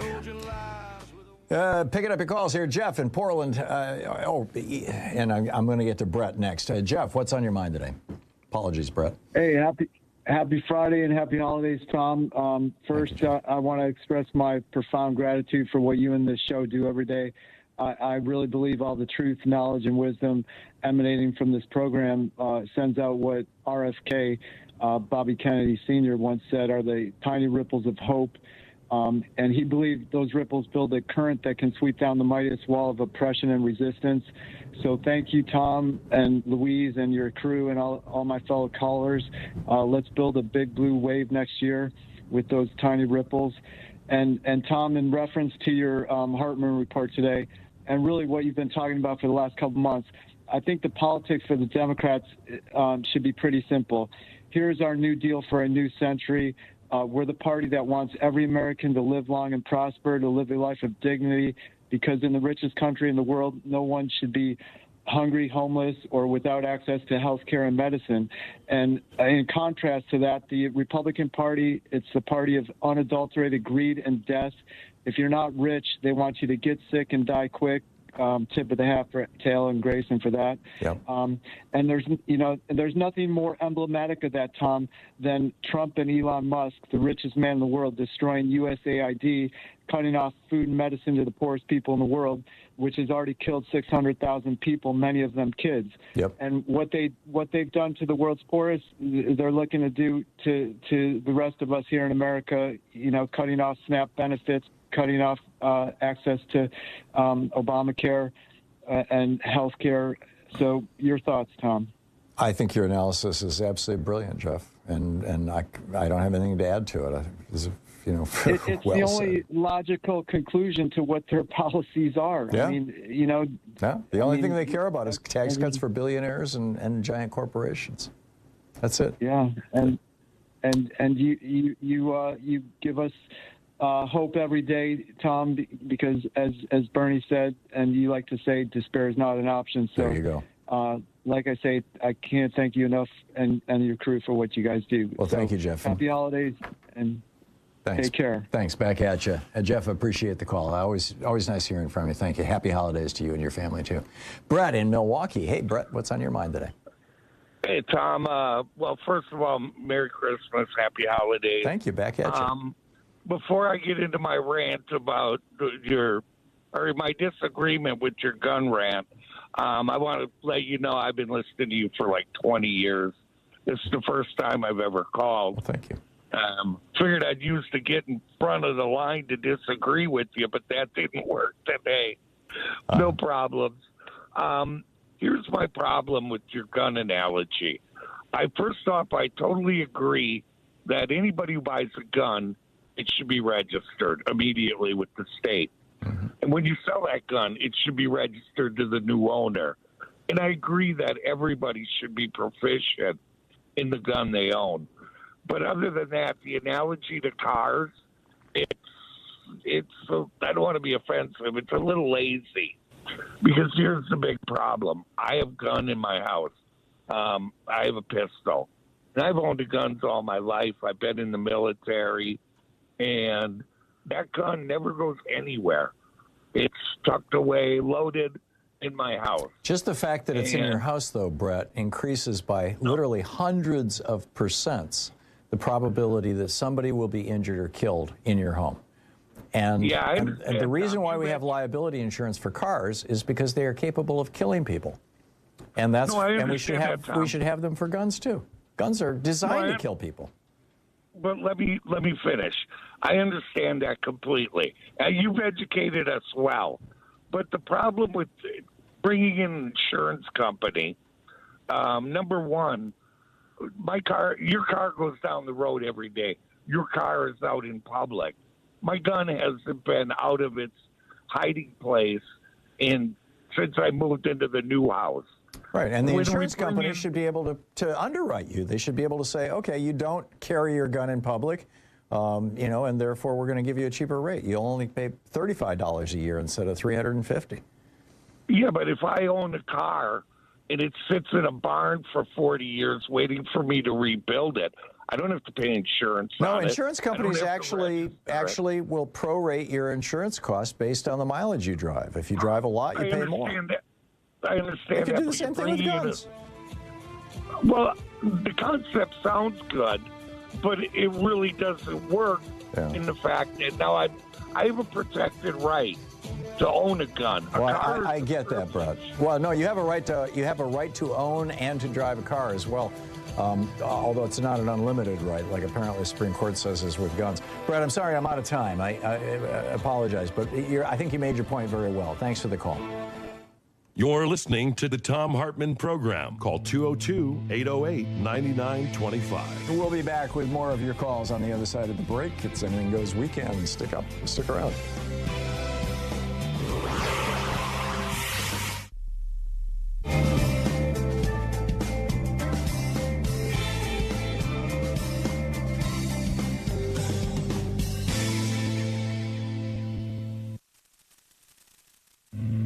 This is the Thom Hartmann Program. Our book today.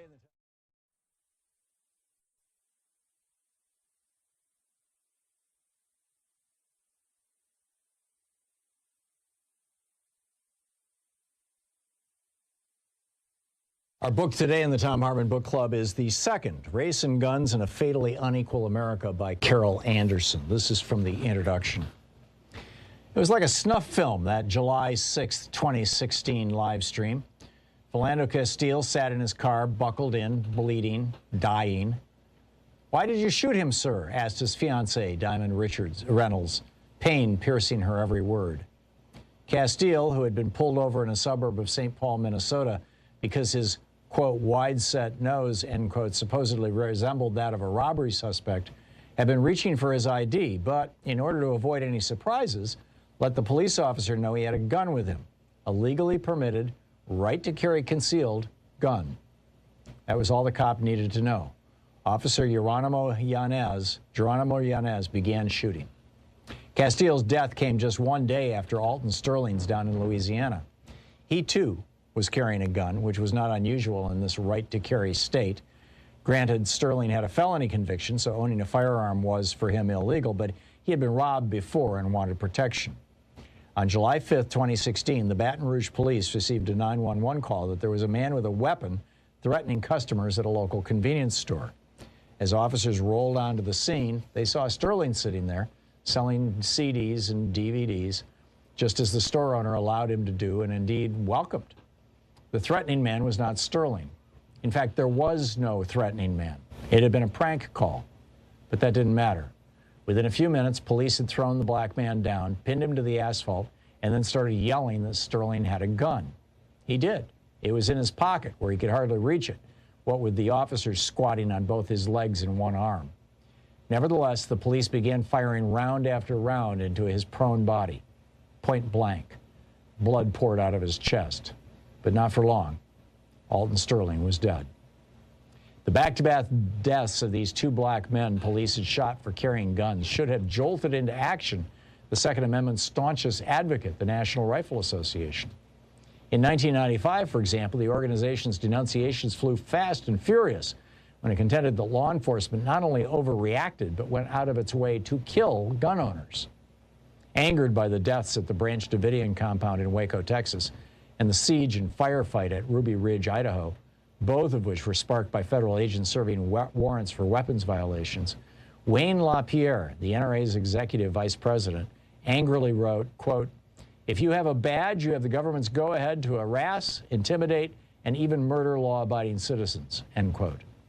He further denounced cops as, quote, "jackbooted government thugs who have more power to take away our constitutional rights, break in our doors, seize our guns, destroy our property, and even injure or kill us." Nearly 2 decades later, that sentiment had not changed.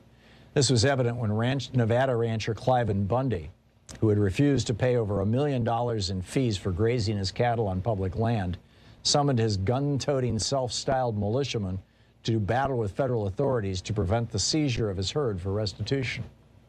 Richard Mack, a former recipient of the NRA's Law Enforcement Officer of the Year award, asserted, "If federal agents are going to start killing people, I'm sorry, but to show the world how ruthless these people are, women and children need to be placed in the front lines as human shields.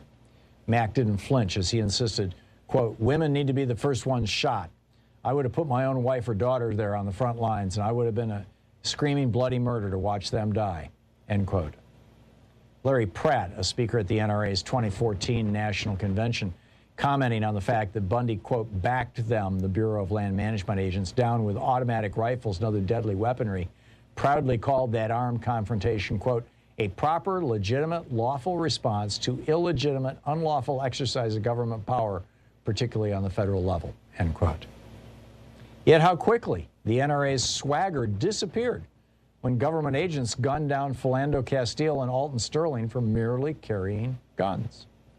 Sterling's death didn't even merit acknowledgement. As for Castile, the NRA broke its silence only after inordinate pressure from African-American members led the gun manufacturers' lobby to issue a tepid statement that the Second Amendment was applicable, quote, regardless of race, religion, or sexual orientation. When pressed further by many of its members to stand up for Castile, the often fierce organization demurred, saying it was, quote, important for the NRA not to comment while the investigation is ongoing. This situational silence did not go unnoticed.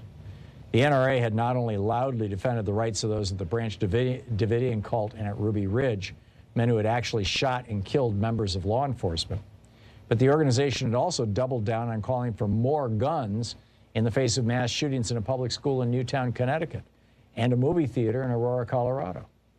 Yet here, the guardian of the Second Amendment was now deliberately ignoring the inconvenient fact that black men had been killed for merely possessing a firearm. Where's the NRA? Asked journalist Hannah Kozlowska. Didn't Sterling and Philando Castile have Second Amendment rights too?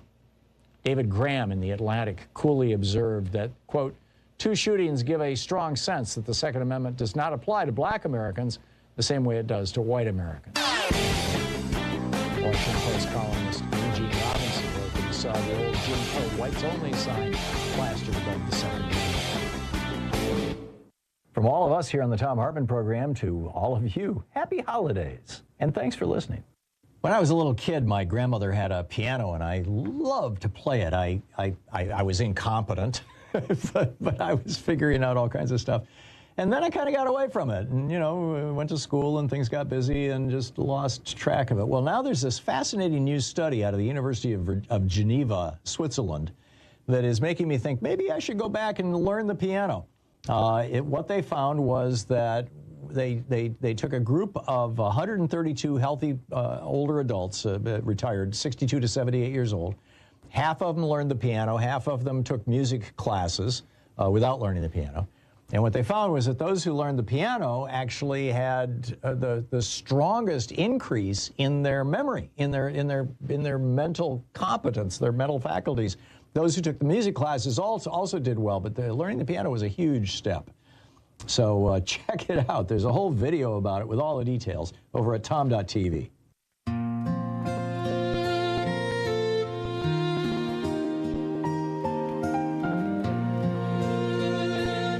Welcome back. 35 minutes past the hour. Picking up your calls here. Alan in Seattle. Hey, Alan, what's on your mind today? Oh, happy holidays. Merry Christmas, Thom. Thank you. Back at you. Thank you. Just wanted to give you the predictive markets on the Epstein file release. This would be from Kalshi and Polymarket. Mm-hmm. They've got an 83.6% chance that the Epstein files will be released by the end of day. On the Polymarket, they have an 87% chance. Now, mind you, there's rules as to what qualifies as, you know, making this a guess. And well, I would think that what does the word released mean? I mean, you know, yes, they're going to release apparently a little over 100,000 documents, but there's apparently millions. I mean, if they said full release of all documents, I'm guessing it would be 5%. Well, I would agree with you, because the key word in their rules for, you know, balancing this as a yes or a no, mm-hmm. is that they release any new, previously unreleased information. Oh, well, yeah, that's 100%. They're going to do that. Yeah. I mean, I agree with you. If they're going to release, they're not going to release at all. That's a 5% chance. Yeah. So anyway, that's what the predictive market, and I guess that'll pay. But I don't know. Maybe bet on the the no side, and make some money. Yeah, amazing stuff. Alan, thanks for the information, and happy holidays to you. Marilyn in Chicago. Hey, Marilyn, what's on your mind today? Thanks for listening to WCPT. Hi. Oh, I love you, love your show. And I'm going to say that you have perfectly presented such important information, like about the Trump family corruption. I mean, the fact that they've made billions, and from what I understand, that's completely illegal to do as a president. Mm-hmm. Yep. Right? Yeah, he's breaking the law. The Constitution is the supreme law of the land, and it's pretty unambiguous. You shall not receive emoluments, which is gifts or benefits. Right. I know. And what you said about, all the time about the importance of single-payer insurance, I agree with that. And I disagree with that previous caller because I think your 3-point gun control ideas were brilliant. Thank you. And very credible. And also, the information about the voter suppression in the last election that Greg Palast has, wonderfully explained, that really hurt Kamala Harris. I just don't understand why the Democrats have not taken any of this information to any courts.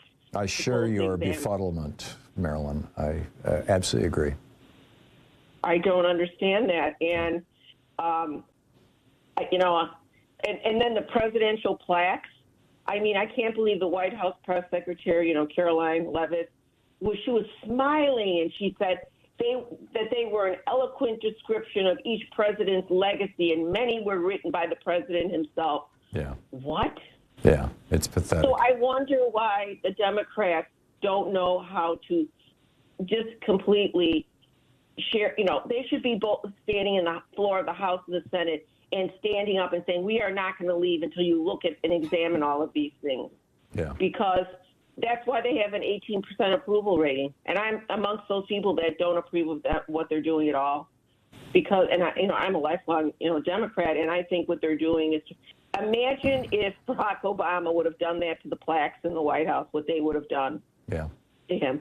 Yeah, Ken Martin is not the guy, apparently. Right, yeah.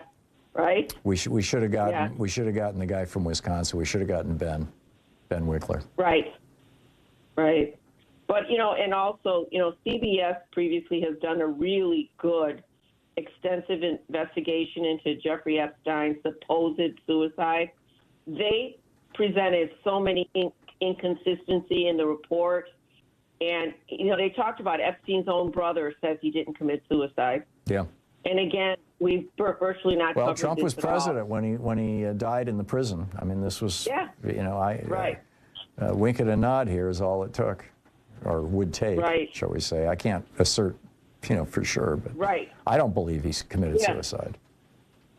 I know, they got rid of his roommate suddenly. He went just earlier that day. No new roommate was assigned Turn off to him. the camera. Turned off just happened to be those 2 minutes. Right, and the guards just happened to be asleep or someplace else or what. It's just too many coincidences stacking up. It just doesn't make any sense. And I would just love you to ask Ro Khanna, what are you guys going to do more? Yeah. Because the Republicans approve of the Republican Party by 42% when they have that nut job there, and our approval rating is only 18 because Democrats like myself are really disappointed that we're not, taking these issues more seriously and doing something about it. I'm wondering, Marilyn, if the analysis that the party did, that they're refusing to release now, showed that the American electorate wants FDR, LBJ, Bernie Sanders, aggressive progressivism, and the corporate forces within the party are saying we can't say this publicly. And it's just a guess. Yeah. I have no idea. I have no inside information here. But I would love to know. Marilyn, I need to move along, but thank you for the call, and happy holidays to you. Happy holidays to you also, Tom. Thank you again for all you do. Marilyn. Sure enough. Holly in Washington, D.C. Hey, Holly, what's on your mind today? Hey, happy holidays to you and everybody listening. Thank you. You too. So I get a quite an annoyance every time I hear the statement that we're the richest country in the world. And I have business background, and I know the difference between an income statement and a balance sheet. Mm-hmm. And I know you got to have a global common metric to compare one to the other, which I'm assuming is gross national product. But I just don't know how you have more debt than assets. 60% of the population doesn't have $400 for an emergency. The highest childhood rate poverty, and make that claim. So help me. It's reduce my annoyance. When they say we're the richest country in the world, they're talking about total wealth, and that would be all the wealth that's held by the American corporations and by all those rich people. And if you add that up, it's a staggering sum of money.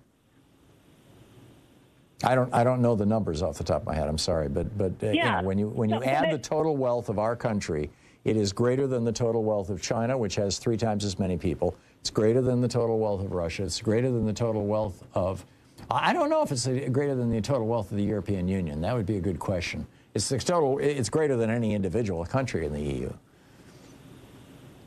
Yeah, I guess so. Then it's a matter of asset value. Well, it's distribution. Right? It's distribution. You've got 4 guys right now, who they added $200 billion to their money bins just in the last 4 years. These 4 guys, money that could have entirely funded the Affordable Care Act. That could have, the ending childhood poverty in the United States is estimated to cost $25 billion. And Elon Musk, Mark Zuckerberg, Bill Gates, and one other billionaire added $200 billion to their money bins. And what do they need it for? I mean, these guys are just insanely rich, and they're paying nothing in taxes and income taxes, while the rest of us are paying huge amounts in income taxes. And it's because they've just gamed the tax code. But that's how that wealth is calculated, and the reason why we have the widespread poverty and low wages and things in the United States is because, with a wink and the nod from corrupt Republicans on the U.S. Supreme Court, particularly with the Bilotti and Citizens United decisions, which were all 100% Republican decisions, what we have now is an oligarchy. We've got a nation that is being run of, by, and for the rich, the morbidly rich. And we've got to do something about that. We were there before, by the way. This is where we were in the late 1920s. This is where we were in the late 1880s. And in both cases, we fought back. There was a reaction, a deep, strong, systemic, nationwide reaction. And I am predicting, Holly, the same thing is going to happen over the next 5 years. That we're going to see a major swing to the so-called left and toward progressive politics, because America's just sick of being of having rich men in a poor country, basically, or the rest of us being impoverished. Holly, I got to run. Happy holidays to you. Thank you for the call. 45 minutes past the hour. You're listening to Thom Hartmann. Visit ThomHartmann.com for audio and video archives. I'll be right back with more of your calls. Stay tuned.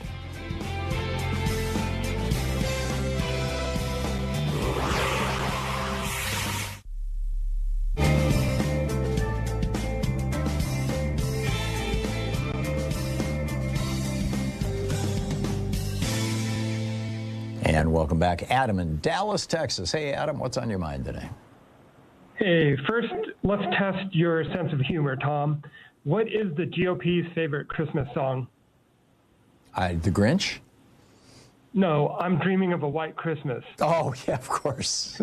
Thank you, Adam. Hey, I've been traveling for so long. I haven't been able to call in for months, but I remember a few months ago, this is my top Thom Hartmann moment of the year.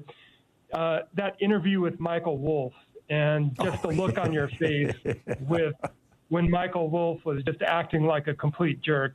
Yeah. And I liked it because it brought back a memory of mine when a few years ago I was driving through my neighborhood, and a few miles away there was a hotel, and they were advertising a UFO conference.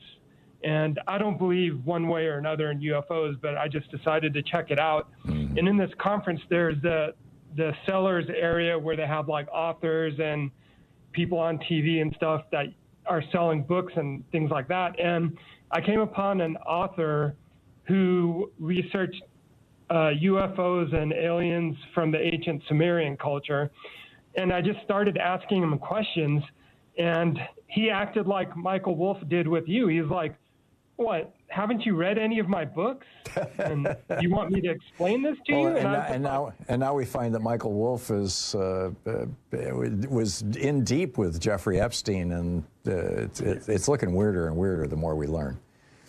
Yeah, but that was my classic 2025 moment, and the look on your face was priceless. Yeah, well, thank you. But anyways, I wanted to talk about, I think it was about 6 weeks ago, Trump announced tariffs against China, and just before the tariffs were announced, I think there's one person and maybe a few others that shorted crypto because they were speculating that it was going to go down, and it sure enough dropped by 1/3, or like $40,000 per Bitcoin. Yeah. And someone made an estimated like $80 million off of it, and people were speculating that it was allegedly Barron Trump. And I was wondering, how come no one's mentioned this? And they consistently, these are the same people, the people who stayed silent are the same people that went tooth and nail after Hunter Biden. Yeah, of course. Well, you know, they're very good at knowing how to game the system because they do it themselves. And when they see somebody that's on the other side doing it, they yell and squeal. I think it's amazing that, you know, the Trump family now has made billions of dollars on crypto, and I'm still predicting that this whole crypto thing is going to crash. I mean, you know, it's the Dutch tulip bulbs, it's the South Sea Island or South Sea stock bubble. I mean, it just is so obvious to me. There's nothing there. Right? It's a bunch of numbers on a computer someplace, and you know I get it. You can use it to buy drugs and prostitutes and things, but you know, and so it kind of replaces money or barter as a medium of exchange for the moment. But this just seems crazy to me, Adam. It really does. Yeah. So, okay. Anyhow, I got to run. Adam, Merry Christmas or Happy Holidays or Happy Hanukkah or whatever it is for you. I wish you Happy Kwanzaa. Wish you the best. Thanks a lot, Adam. 49 minutes past the hour. We'll be back with more of your calls in 1 minute. Stay with us.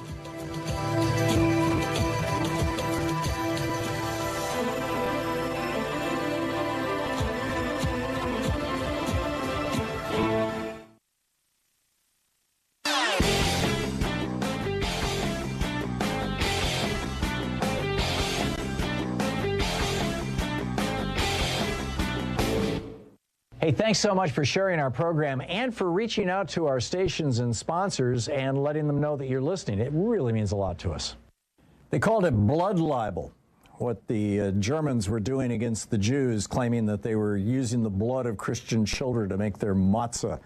We've got a new blood libel now here in the United States. J.D. Vance and Donald Trump lying through their teeth, arguing that black Haitian immigrants to the United States, legal immigrants with green cards in this little town in Ohio, are eating pets. This is another libel that goes way back. In the 1890s, you know, people were claiming German and Dutch immigrants were eating pets. Then they claimed in the 1880s, and actually as recently as last year, a restaurant got shut down in California because of claims that they were serving pets. They weren't. But it was an Asian restaurant. This is just evil stuff, these lies and spreading this kind of hate. And this is now the strategy that the Republicans are using. There's a whole article about it at HartmannReport.com. Hate as a political weapon. Check it out. I saw Daddy kissing Santa Claus. Isn't that a sweet song? 10 minutes, you know, gay Santa, gay family, I mean. 10 minutes before the hour, welcome back. Picking up your calls here. Patrick in Baton Rouge, Louisiana. Hey, Patrick, what's on your mind today? Hey, Tom, and happy holidays to everybody there. And thank you. I heard something very interesting the other day, and this guy was talking about impeachment. And if the Democrats take the House, of course, they'll try to impeach him. But when they go to the Senate, he was suggesting that they could have a secret ballot. to determine if they get enough votes to actually remove him from office. And I thought that was a very clever idea that the guy had, and I thought I'd run it past you. Yeah, I don't think John Thune will allow that in the Senate, but I agree it would be a very good idea. And in fact, Mitt Romney made a comment to the effect of, had there been a secret ballot, there were at least 5 other Republicans who would have voted to impeach Trump the second time around.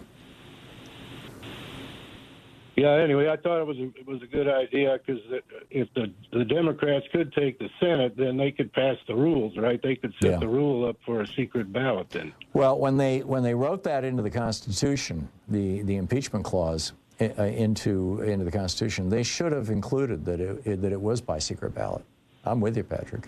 They didn't, and so it's not. And, so we've got what we've got. But great idea. Patrick, thank you for the call, and happy holidays. Okay. James in Hollywood. Hey, James, what's up? Hey, ho, ho, ho, Merry Christmas to you. Back at you, James. All your listeners. And I have 3 priceless gifts: happiness, hope, and health. Anyhow, for all your old dinosaur listeners that are so hot on the computer, get your pens out, because these are priceless gifts that you can give away. And the first one's just happiness. And that's ROCKELBEL version of the Canon in D by Pachelbel. And it's just 5 minutes and 28 seconds of happiness. Okay. And then I saw this amazing cure for Alzheimer's. Now, it's not proven. I even had Mateo look it up. And of course, Western medicine ain't going to say it works. But of all people, it was Ben Carson, who's also a Michigander, graduate. I didn't like him much as a politician, but he's a brilliant neurosurgeon. And he spent years. James, get right to it, please. I've got a couple more callers here that I want to get to. It's a holistic cure for Alzheimer's. Just look up Ben Carson and there's I'm not trusting anything that comes with Ben Carson. I'm sorry. James, happy holidays to you. MJ in Seattle. Hey, MJ, what's on your mind today? Well, hello, Thom Hartmann. I sure enjoyed seeing you at Town Hall and having you sign my book, and it was wonderful. Thank you. I wanted to talk about corruption being endemic in beauty pageants. And I was in a beauty pageant. I would have gone to the Miss Utah pageant, but I had a 4-point grade point average. I was doing it for the hell of it to kind of thumb my nose at beauty pageants and so on. There's a great movie about beauty pageants. I'm doing this. I'm talking about this because corruption is Donald Trump's. Well, Trump used to own a beauty pageant for young girls, absolutely. For teenagers. The reason I'm talking about this is that it's corrupt. Yeah. This business about going in and looking at the girls, this kind of stuff is real. And it's using another human being who needs hope and to know that they're 17 or something. How is life going to go on? I already had a scholarship to go to state college. I was set, and I was in a real minority. I had no idea, hope that I was going to be the queen of the bell. Yeah, but, I get it, MJ. Anyway, so do you think that Donald Trump was using his beauty pageants to feed girls to Jeffrey Epstein? Absolutely. Yeah, that's my fear too. MJ, thanks for weighing in, and happy holidays. I want to get one more caller in here before the end of the show. Sean in Detroit, Michigan. Hey, Sean, what's up? Hey, Tom, how you doing? Good. Big fan. I just wanted to say that I'm not like the other caller. I do agree with your car analogy. It's just I just want to point out some of the hidden dangers in that is that once something good, like you suggested, gets in the hands of the wrong white people, it usually spells something bad for black and brown communities because historically that those communities have been underinsured and overpriced for so many years with car insurance. And then the ultimate big bad of it is that to me, I'm scared that they may have tried to find some way to weasel and disarming black people and brown people in these neighborhoods, because it's a way to circumvent. Well, you'd want to write the law in a way that they can't use race as something in their underwriting. Right. That's what I was getting to. If we can formulate some type of legislation where it prevents insurance companies from, because they'll use it's a private insurance company, they can do whatever they want. I get it. Sean, I'm out of time. I'm sorry, but thank you and happy holidays to you and your family.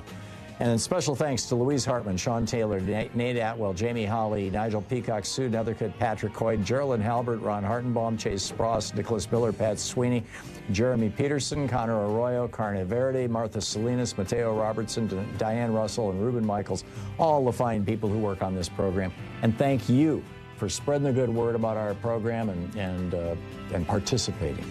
So get out there, get active, tag You're It, have a wonderful weekend, and stay safe.